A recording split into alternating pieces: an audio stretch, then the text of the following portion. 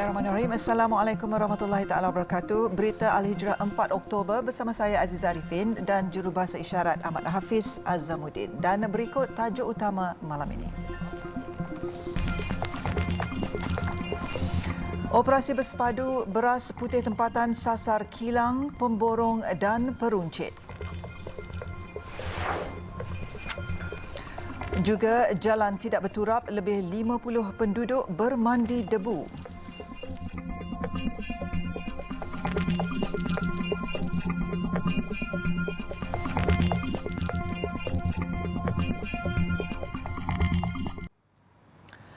Malaysia berharap agar negara pengeksport utama beras dalam ASEAN dapat mengutamakan bekalan beras kepada negara anggotanya. Hasrat tersebut akan disuarakan dalam sesi perbincangan dua hala sempena mesyuarat Menteri-Menteri ASEAN mengenai pertanian dan perhutanan AMAF ke-45 hari ini. Kita nak mengeratkan lagi di hubungan di antara dua negara ini supaya put the priority for the rice export for the ASEAN member states. But itu akan kita buat masa bilateral session. Dia bukan secara umumnya dalam ASEAN kerana bukan semua ASEAN country pun ada beras kan. So saya bincang sama Singapura untuk beras kan. So tak payahlah kita buat yang ini pada platform yang ASEAN lah. So kita buat dengan bilateral, semasa bilateral dengan Thailand ke, dengan Vietnam ke begitu. Sesi perbincangan dua hala Malaysia dan anggota ASEAN diketuai oleh Menteri KPKM Datuk Seri Muhammad Sabu yang diadakan secara tertutup. Beliau berkata demikian kepada media selepas merasmikan AMAF ke-45 di Ibu Negara pagi tadi. AMAF kali ke-45 tahun ini membawa tema Growing Together, Advancing ASEAN Agriculture and Forestry for Sustainable Development yang bermatlamat untuk menjadikan ASEAN sebagai pengeluar tunggal produk makanan, pertanian dan perhutanan yang berdaya saing. AMAF 2023 disertai negara anggota ASEAN seperti Brunei, Kemboja, Indonesia, Laos, Filipina, Singapura, Thailand dan Vietnam. Sementara itu, Timur Leste turut serta sebagai negara pemerhati termasuk penyertaan negara ASEAN campur tiga iaitu China, Jepun serta Korea Selatan. Sementara itu, Chan Fung Hin menegaskan pihaknya akan memulakan operasi bersepadu beras putih tempatan pada bila-bila masa sahaja secara mengejut. Dan jawapan saya kepada bila akan bermula itu, kerana ini operasi kan, bila-bila akan bermula, saya tak akan cakap hari ini mula atau hari esok kerana ini sekarang apa yang kita buat bukan lawatan. Bukan kita nak jemput media sekali pergi melawat ke kilang.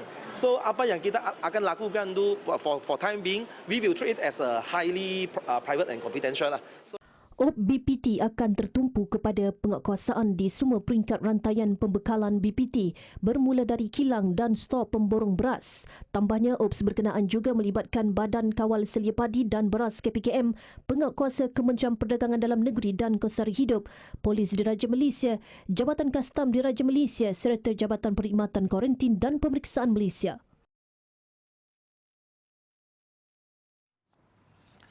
Semua sekolah di Perak diarah mengurangkan aktiviti luar bilik darjah memandangkan bacaan Indeks Pencemaran Udara IPU yang kurang sihat.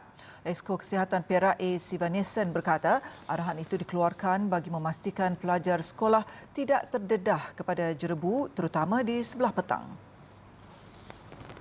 Keperhatian pengarah dan pengarah sedang ambil tindakan. Pengarah pendidikan kita sedang ambil tindakan. Saya dipahamkan arahan telah diberi kepada semua guru besar dan pengetua. Jadi mereka kena tahu. Maksudnya untuk mengurangkan aktiviti luar ataupun? Aktiviti luar. Buat masa ini, aktiviti dalaman ini tak ada masalah. Aktiviti luar pun memandangkan kepada APS ini tidak ada masalah. Tetapi yang nak buat aktiviti pada sesi petang, bukan saja jerubu, tambah dengan suhu 34. Budak umur 6-7 suruh dia lari. Lepas itu kena berdiri berjam-jam. Tolong kurangkan aktiviti seperti itulah. Ketika ini, IPU di Perak mencatatkan bacaan tidak sihat iaitu melebihi 100 sejak 29 September lalu. Jelas, sivanesan kesan daripada jerebu akan menyebabkan kesukaran bernafas, gangguan kepada mata dan sakit dada. Justru bagi memantau pesakit yang terkesan, Hospital Raja Permaisuri Bainun, Klinik Kesihatan KK Kampung Simi dan KK Mengelembu di Ipoh diwartakan sebagai klinik sentinel selain KK Kamunting, KK Setiawan dan KK Tanjung Malim. Sivanesan turut menasihatkan mereka yang bergejala terutama dari Selangor dan wilayah Persekutuan untuk menangguhkan percutian ke Perak.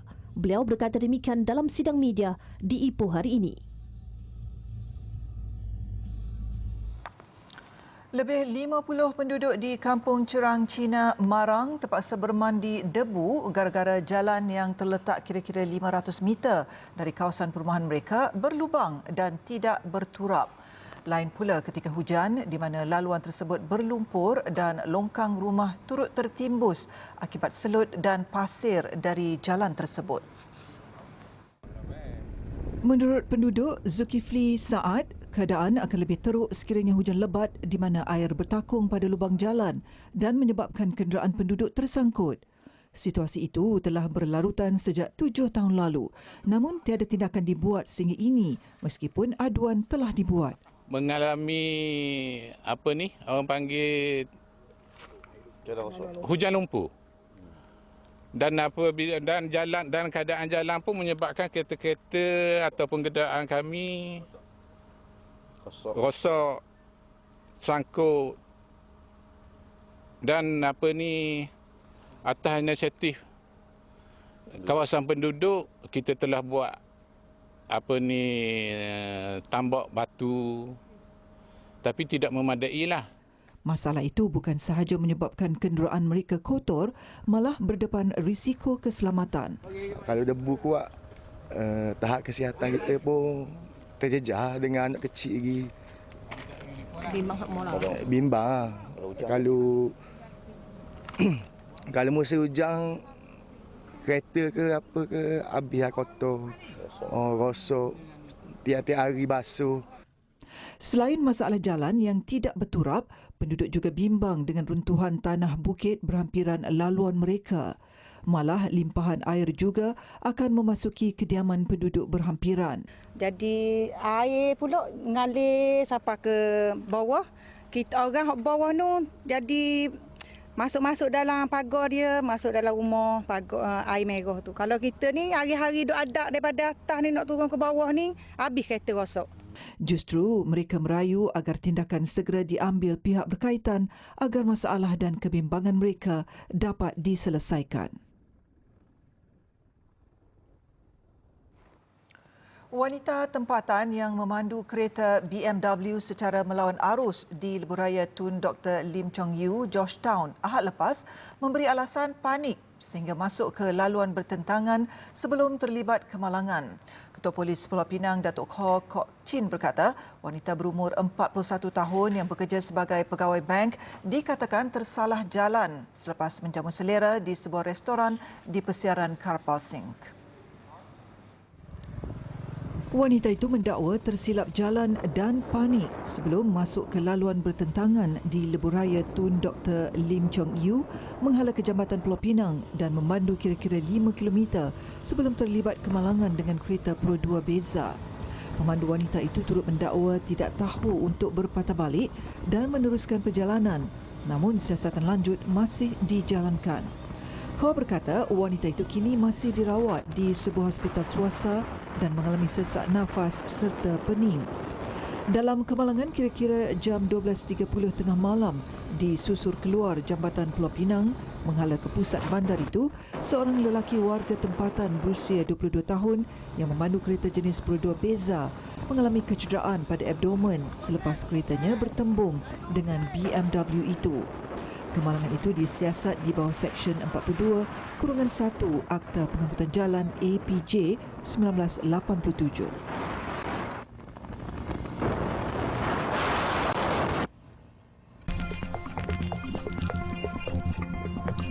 Sasar Malaysia sebagai hub transit pilihan jemaah umrah.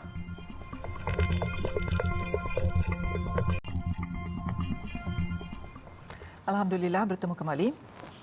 Malaysia bakal menjadi hub pelaburan Arab utama di rantau ini menerusi pelabur dari Emiriah Arab Bersatu UAE. Perdana Menteri Datuk Seri Anwar Ibrahim berkata berita baik itu akan diumumkan selepas lawatan beliau ke UAE hari ini. Tomorrow night I'll be leaving for Abu Dhabi for a day. They think I'm about 35 years old. I can travel to Abu Dhabi and come back the following day. And in the next few days you will hear, inshallah, very great news from UAE in terms of their decision to focus on Malaysia and make Malaysia as the hub for major Arab investment in the region.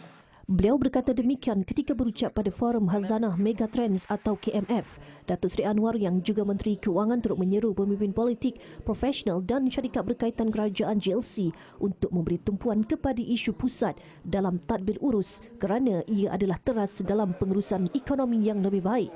Kejelasan dasar katanya penting untuk meraih keyakinan pelabur asing atau domestik seperti ekonomi madani, Pelan Induk Perindustrian Baharu 2030 dan kajian separuh penggal rancangan Malaysia ke-12 atau RMK ke-12.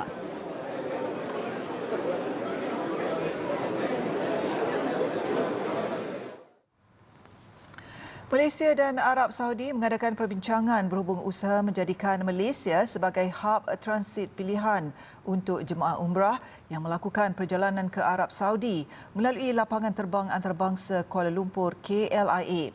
Perkara itu dibangkitkan semasa mesyuarat antara Ketua Setiausaha Kementerian Pelancongan, Seni dan Budaya MOTAC Malaysia, Datuk Roslan Tan Sri Abdul Rahman serta Ketua Pegawai Eksekutif Lembaga Pelancongan Saudi, Fa'ad Hamimadin di luar sambutan Hari Pelancongan Sedunia WTD tahunan di Riyadh, Arab Saudi baru-baru ini.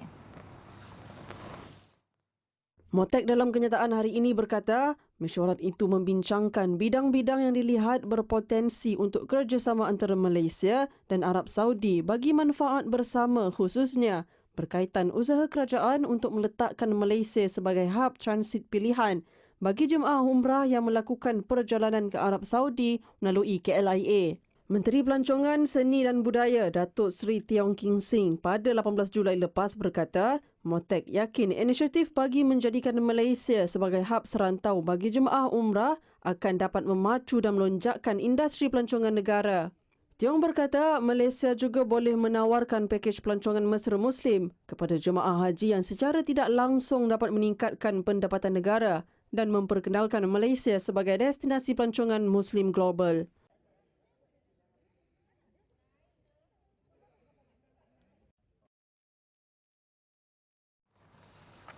Saluran serta kaedah dakwah perlu selari dengan perkembangan teknologi semasa asalkan ia disampaikan dengan berhikmah.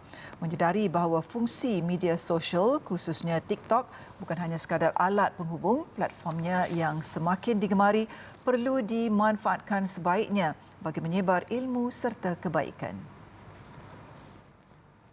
Menurut penolong pengarah bahagian Institut Latihan Dakwah Yayasan Dakwah Islamiah Malaysia Yadim, Iskandar Masnan, penyampaian dakwah juga perlu lebih kreatif dan menarik perhatian pengguna. Kajian terhadap global yang mana setiap seorang puratanya menghabiskan masa menggunakan media sosial melayari ini selama 2 jam 30 minit.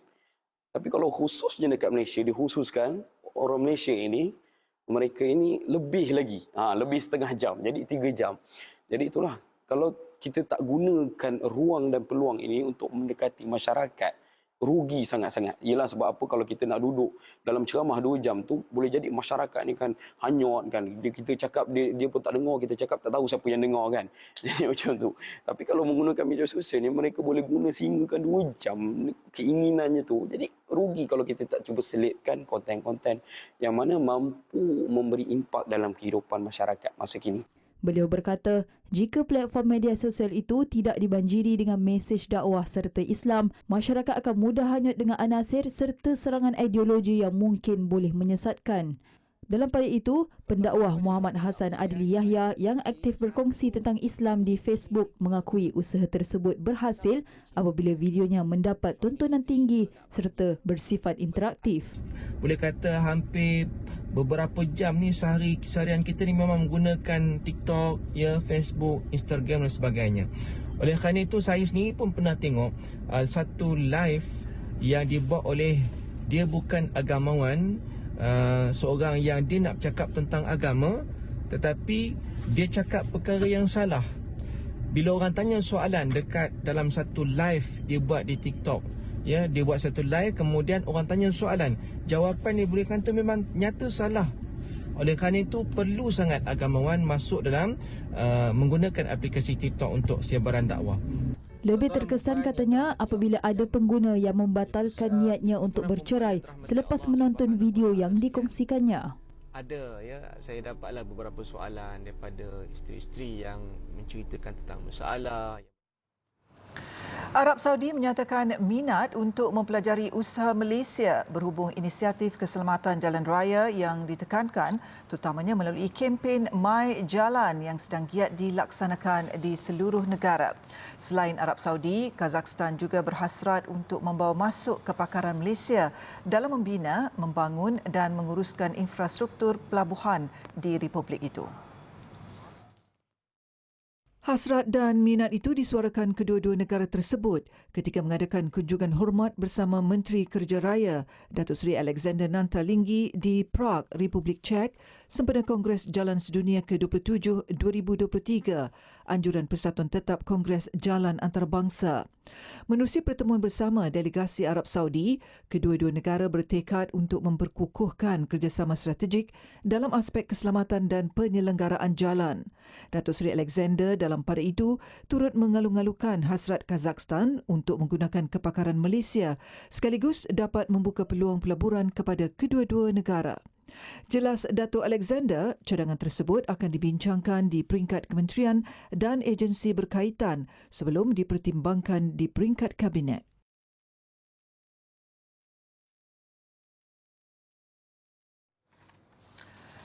Ribu asnaf dan fakir miskin di Johor diberi peluang untuk berbelanja barangan dapur mengikut keperluan dan keinginan mereka dengan memperuntukkan RM200 setiap keluarga. Ia sebahagian daripada inisiatif Majlis Agama Islam Negeri Johor, MAINJ, menerusi program Dapur Asnaf bagi meringankan bebanan kos bulanan mereka. Pengerusi Jawatankuasa Hal Ehwal Agama Islam Negeri Johor, Muhammad Farid Muhammad Khalid berkata, program Dapur Asnaf itu memperuntukkan RM1.2 juta setahun. Jadi bagi mengurangkan keadaan ini, tekanan ini, Majlis Agama Islam membuat rutin, ya, supaya setiap daripada mereka digilirkan dalam program Dapur Asnaf yang mana mereka ni semua berpeluang membeli sendiri barang keperluan yang mereka hajati dengan peruntukan RM200 pada setiap sesi pembelian. Kita tak hadkan untuk hanya makanan ataupun keperluan kesihatan. Mereka masuk pasar raya, belilah apa yang mereka perlukan dengan nilai RM200 tersebut. Terdahulu, 23 asnaf dibawa MAINJ untuk membeli barangan keperluan mereka di Pasaraya Maidin di Taman Rinting Pasir Gudang. Menurut Muhammad Farid, pemberian bantuan ini diberikan kepada asnaf yang benar-benar terkesan yang dilaporkan oleh amil kawasan. Walaupun golongan fakir miskin ini menerima saraan bulanan dengan jumlah tertentu, namun inisiatif Dapur Asnaf ini dapat memberi kelegaan kepada mereka untuk meneruskan kelangsungan hidup.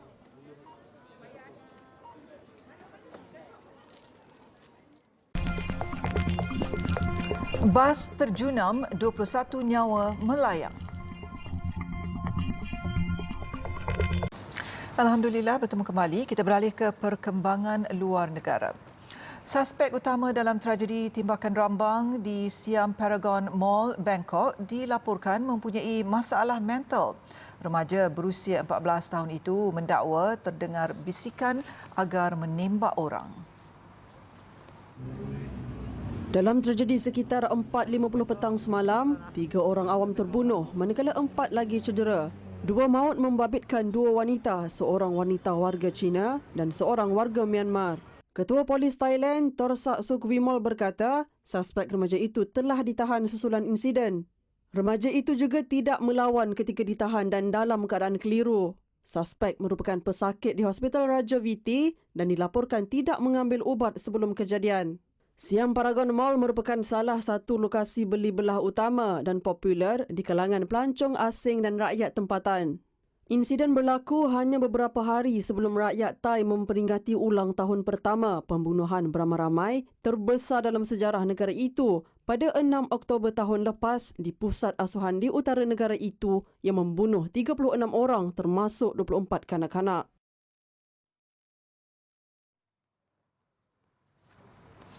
Sementara itu, di Itali, 21 orang maut manakala 20 lagi cedera selepas bas yang dinaiki terjunam dari jambatan di Venice, turut terkorban 2 kanak-kanak. Kemalangan dahsyat itu berlaku sekitar jam 7.30 malam waktu tempatan dan turut melibatkan pelancong asing. Datuk Bandar Luigi Brognero berkata, antara mangsa terlibat termasuk warga Ukraine, Perancis, Croatia dan Jerman. Bas itu dilaporkan dalam perjalanan pulang dari pusat bersejarah Venice ke tapak perkhemahan sebelum pemandunya hilang kawalan dan merempuh penghadang jambatan dan terjunam. Kemalangan berlaku berhampiran landasan kereta api. Bas itu dilaporkan turut terbakar.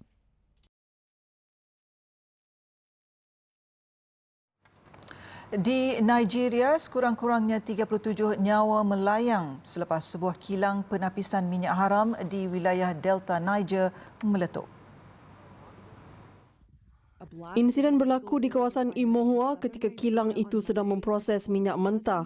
Antara yang terbunuh, wanita hamil, bakal pengantin dan remaja.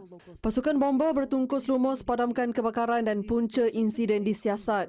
Di Nigeria, terdapat beratus-ratus kilang minyak haram beroperasi. Negara ini mempunyai kira-kira 37 bilion tong rizab minyak mentah, menyumbang 3.1% daripada rizab global. Local environmental groups say part of the problem is that powerfully connected.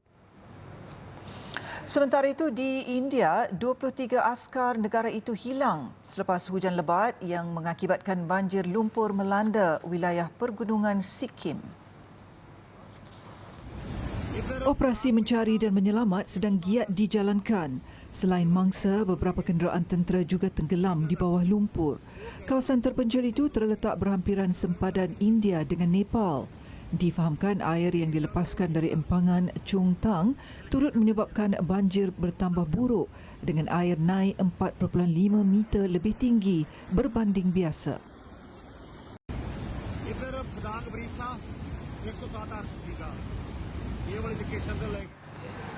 Sekian untuk malam ini. Saya Aziza Arifin dan Jurubahasa Isyarat Ahmad Hafiz Azamuddin. Satukan ummah dengan ilmu bagi memperkasa Malaysia Madani. Assalamualaikum dan selamat malam.